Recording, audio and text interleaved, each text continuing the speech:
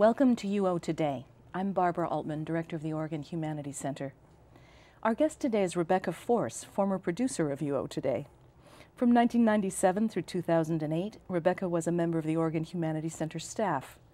During that time, she produced over 385 episodes of UO Today. During her tenure at the Humanities Center, Rebecca researched, wrote, produced, directed, and narrated the documentary called A History of the University of Oregon. This project details over 130 years of the university's history, from its founding in 1857 through years of war and unrest up until 1989. After many years of hard work, the DVD was premiered and released in May 2008. An alumna of Vassar College, Rebecca has more than 30 years of professional broadcasting experience. She served as news director at KEZI-TV in Eugene and KOBI-TV in Medford. Currently an adjunct assistant professor in the UO School of Journalism and Communication, Rebecca brings a wealth of knowledge to her classes in field and studio production, news reporting, electronic media, and advanced broadcast journalism. In 2003, she earned the Excellence in Teaching Award for adjunct professors, the first time it was awarded. And in 2008, she became the first person to receive that award twice. Rebecca, welcome back to UO Today. It's a pleasure. Thank you for having me. I know you were always on the other side, behind the scenes, so it's especially nice of you to come on this side and join me on camera. Rebecca, I wanted to talk first about the your beginning with the Oregon Humanities Center and how you ended up producing this particular show. If I have it right, you began work with the center in 1996 during the Ethics After the Holocaust conference. Mm-hmm. Could you tell us how that all started? I got a call from someone who was working in Johnson Hall, and they said that they were looking for a stage manager. And I agreed to do it, and it was just basically to be a timekeeper and to make sure that various speeches that were being given during the entire conference came in on time. And then there was some behind-the-scenes changes in management, and I ended up doing more than that. And so helped put together some instructions for people out of town, things in how to get to certain places around town, and got to know the people in the Humanities Center fairly well.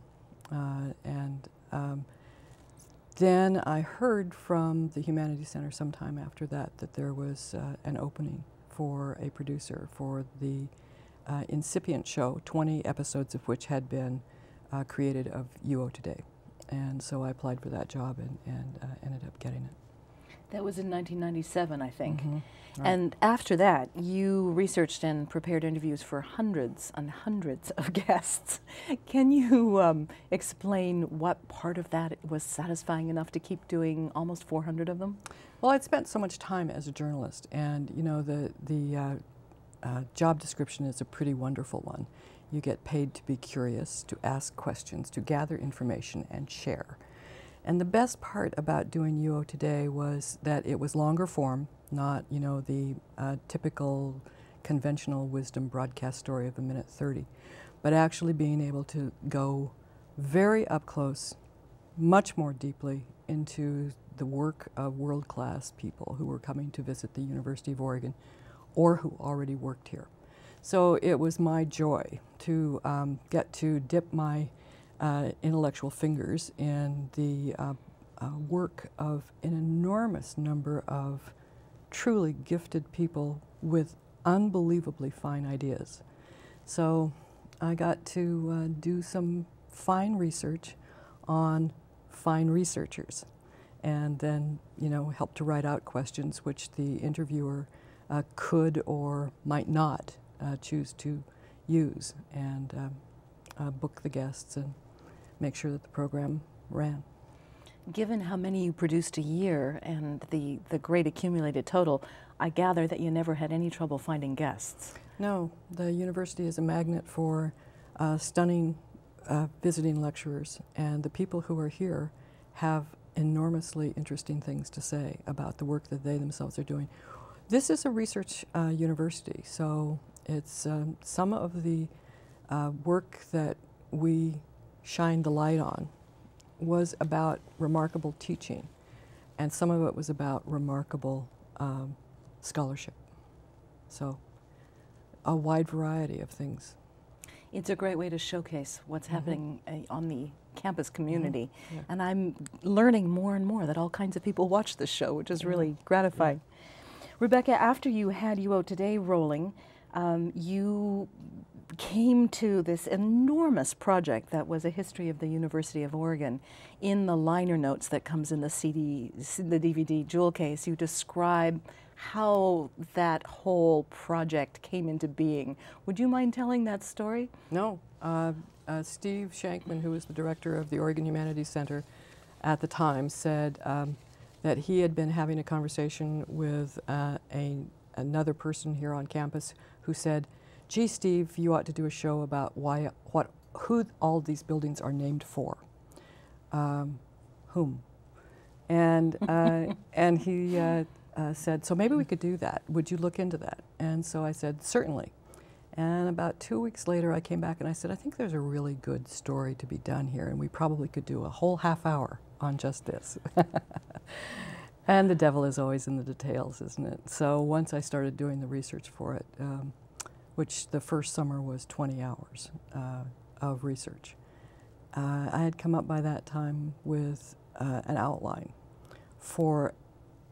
The story is always the same. It's just that the amount of time that it takes to tell it has changed considerably.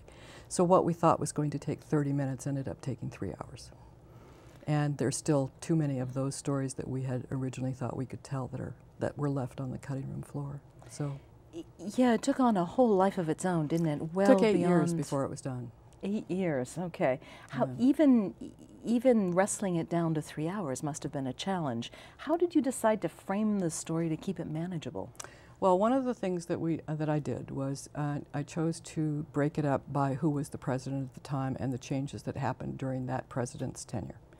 And so it was leadership is such an important role in a university like this, in that the determinations of an individual person affect the student life, they affect the research that is done, they affect the curriculum, they affect all working relationships. And so it's a terribly critical role. So telling it through that particular lens of the presidencies was quite interesting and valuable. One of the great sorrows of this, though, is that there are remarkable superstars that have come through here as scholars and teachers who did not get the attention that they deserved. And that's what happens when you're covering 125 years in 3 hours. It's really not quite enough time. So if you guys had given me a little bit more time, I could have done more. 6 hours, 9 hours, 6 hours 12 would have been hours. fine. I say 6 now. It would have turned into 9. Into 9, yeah. Yeah. It's a 3-part story. You could have done 3 3-hour segments. Yeah. One of the things you say in your notes from the producer is that this is a, quote, warts and all story, unquote. That explains a lot about your approach, I think. Would you elaborate on that? Well, the university story is not one that is necessarily the one that the Alumni Association would like to have told. It's great mistakes have been made here, and great strides have been made. But there's no point in doing a history that makes it all pretty, tied up with a bow. It's not.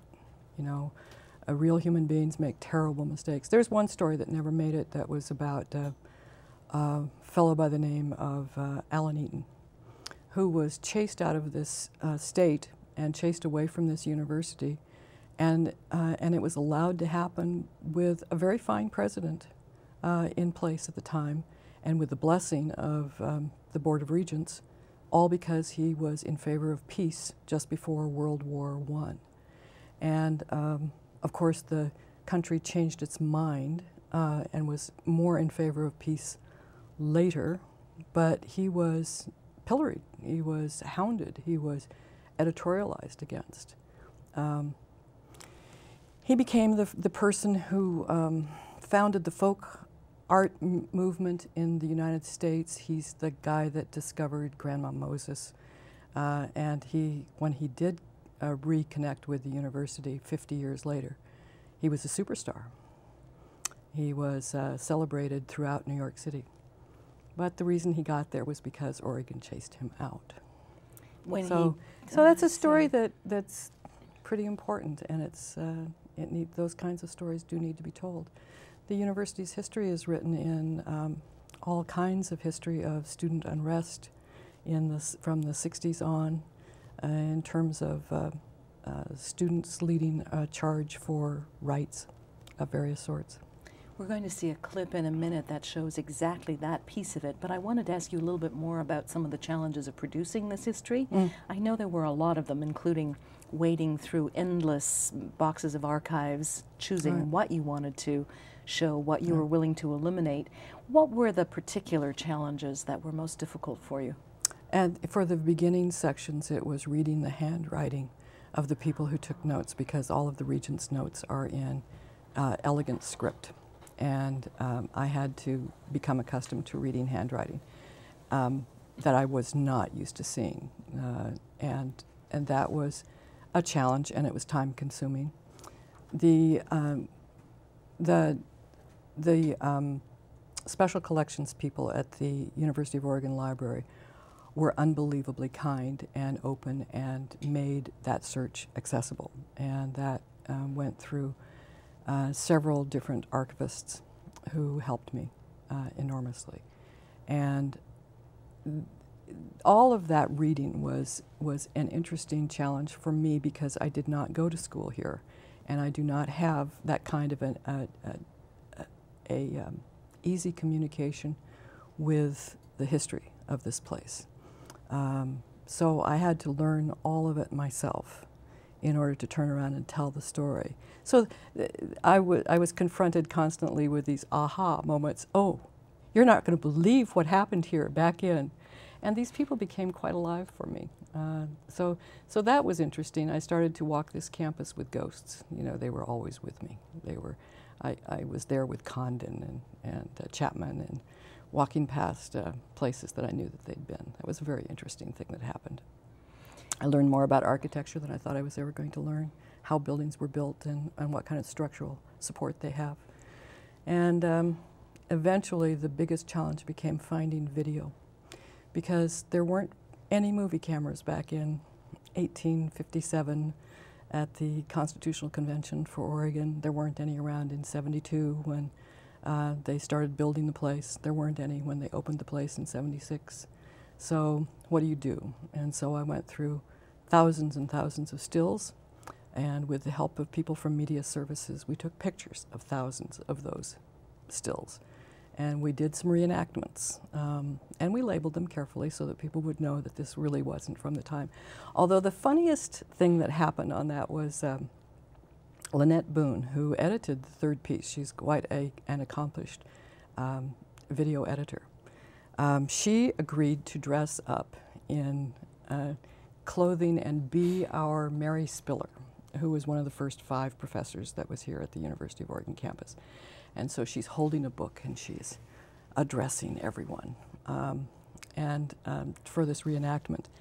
And after the first episode premiered, someone came up to me and said, "You know that woman Mary Spiller?" And I said, "Yes." And they said, "She looks an awful lot like Lynette Boone." And I said, "Well, that was Lynette. We don't have any pictures of Mary Spiller," which is why we did that. But I'm beginning to understand the scope of the challenges. You made note somewhere that at a certain moment you had to create mud because you were doing a reenactment at an unusually dry spell in Eugene, and in order to recreate the conditions you needed mud. Yeah, the crew and I were we were all quite satisfied with the fact that should we need mud, and we would, there would be plenty around, because after all, this is Eugene, Oregon, and there is always mud here. We ended up having to use hoses to create mud. It was, quite entertaining. That's the ultimate irony for Eugene's story, I think.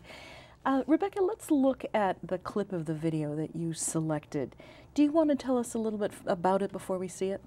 This is from the third episode, and the third episode's focus, the third hour, its focus is on the years of unrest. And this was right in the middle of it. Arthur Fleming had been our president from 1960 until 1968, And he left to become the president of McAllister College. And in his wake, there was a lot of dissent in the alumni. The students loved him, the faculty supported him, but the alumni loathed him because he was quite liberal, and they held him responsible for the growing unrest on campus in students who were starting to exercise their right to free speech. And they appointed an interim president by the name of Charles Ellicott Johnson, who had been the dean of the College of Arts and Sciences. And he ran into the worst of all possible worlds. The students didn't like him because he wasn't Arthur Fleming, and the alumni loathed him because the students were getting out of hand, and the faculty was angry at everyone. And in the words of one person I interviewed for this, he was getting it from all sides. Nobody was supporting him. And he had a fairly terrible time. This particular clip is when there were moratoriums that the students were declaring against the war, and they wanted him to cancel all classes to show support. And he declined. He said that was, if they chose not to go, that was one thing, but he was not going to have the university do that. And so this is when they were protesting. And as a matter of fact, in this particular clip, you'll see students going in the back, and they were trying to disrupt the interview. They were yelling, and so the microphone kept getting closer to him. All right, let's have a look at that piece. Thanks. Over the next few months, the campus protests became more strident. Students burned draft cards at the EMU. In support of California farm workers, they boycotted non-union grapes and lettuce. In opposition to the war, they marched through Johnson Hall in the ROTC building, and later a bomb was set off in the ROTC building. Some students roughed up naval recruiters in the EMU and burned their materials on the Free Speech Plaza. A local chapter of the Black Panthers formed and held rallies in support of racial and economic equality. Many Oregonians blamed Johnson for being too permissive, and the letters flowed in. Race became more of an issue when a basketball coach ordered 2 black players to get rid of their afro hairstyles. When they refused, the coach said he wouldn't accompany the team on a road trip. Acting President Johnson had the athletic department send another coach with the team, and he sided with the students. More mail poured in.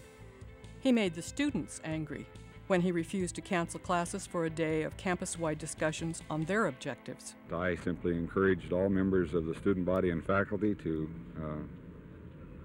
take time from their schedule and participate in this convocation on Friday. I also stated that classes would not be canceled during the day. You do expect some benefit to come from the discussions? I think anytime groups get together who have differing ideas and discuss them, that nothing but good can come from this. Rebecca, after seeing that, I understand much better about what a hard role acting President Johnson stepped into. Clearly a man of integrity, a man trying to handle a lot of incendiary issues. I understand that I understand from the video, having watched it, that he came to an unhappy end.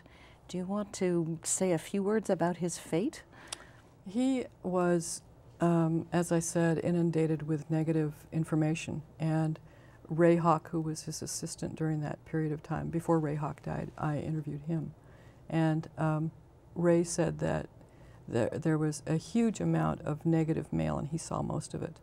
Ken Metzler, who wrote the book Confrontation about Charles Johnson's very unhappy 1 year as an interim president, said that there was no one who filtered the material that he saw. So he saw every negative letter, and that people from the community around the state objecting to obscenities that were published in the Oregon Daily Emerald held him responsible for them and wrote in and used obscenities to complain about the obscenities. And that it just poured over him constantly. And it was just one thing after another thing after another thing. He took a stand in favor of the students' right to have the hairstyle that they chose to have. And a sports coach was telling African American students that they had to forego having Afro hairdos? And Johnson said, no, they don't.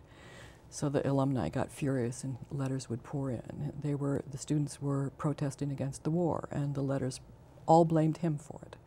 And there was just this enormous amount of anger and hatred that was pouring at him.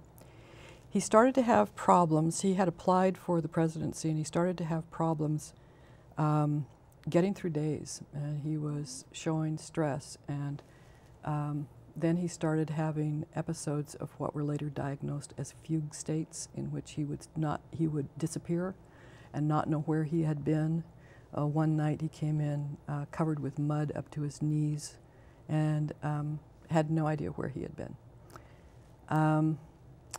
He said he had to make it through graduation, and no one stopped him. No one said, no, you've had enough, even though there were all these signs around. And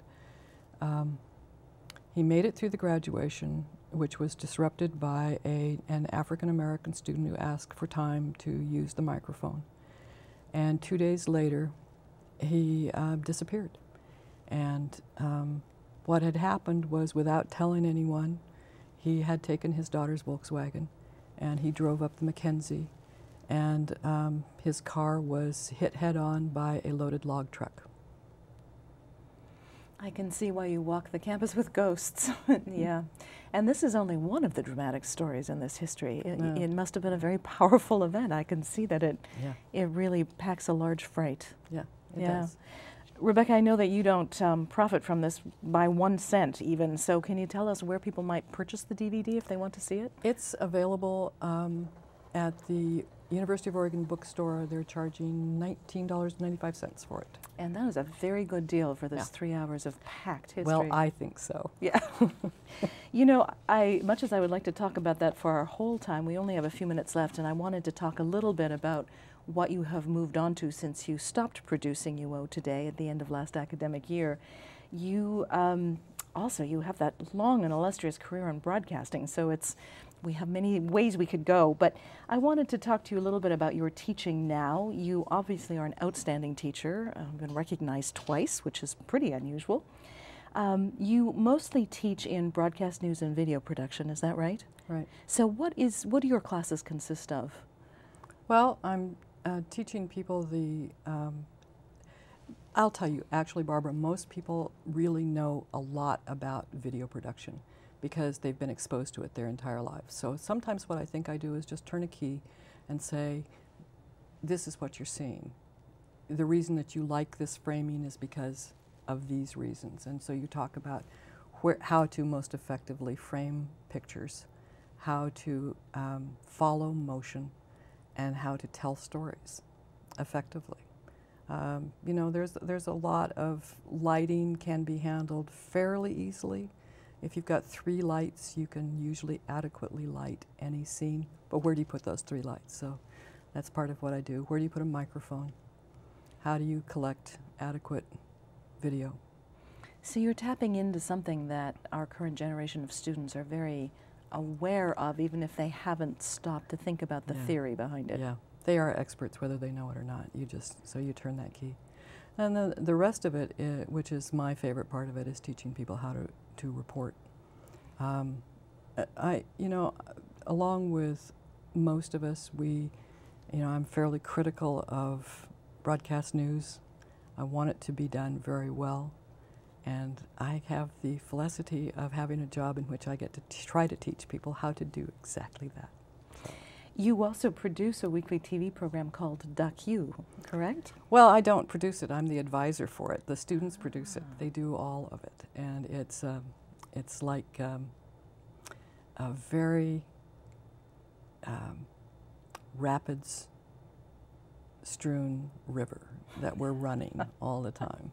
Sometimes it's very scary. The students like to push the envelope. They always do. And that's exactly what they ought to do.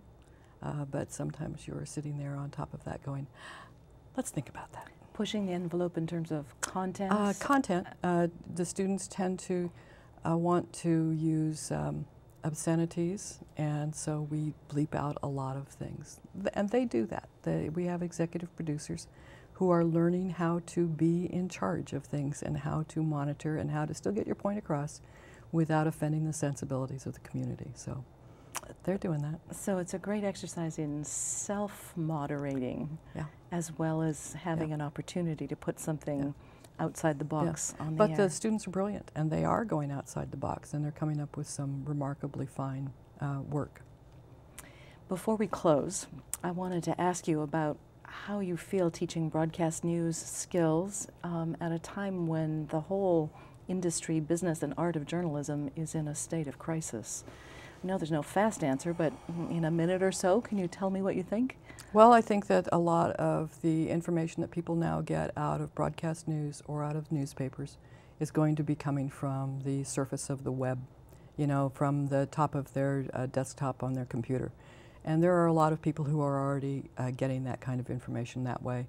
I have one student who gets all of her information off of her BlackBerry, you know, so that the delivery system has changed. The constraints on delivering information appropriately to a public that wants good, trustable information are still there. There needs to be balance, there needs to be honesty, there needs to be honor, and there needs to be someone who cares enough to do that. I don't think that the world of blogs is going to completely be able to provide that to people, although it will certainly satisfy the people who want to only be fed their own opinion. But for people who actually want to know what is going on in the world, I think that good journalism is always going to be required for that. I had a student who said that they got all their information from blogs, and I said, what happens when you don't believe the blog? And he said, oh, well, I go to the New York Times website and check it out. That was very encouraging to me. Yeah, So. that is. Well, thank you for upholding those values and for making sure we continue on with reliable and, as you said, honorable news. We'll try. Thanks so much for coming. Thank you. It's been great to talk to you. Our guest today has been Rebecca Force, former producer of UO Today, and the executive producer, writer, and narrator of the documentary A History of the University of Oregon. Thanks very much for watching, and see you next time.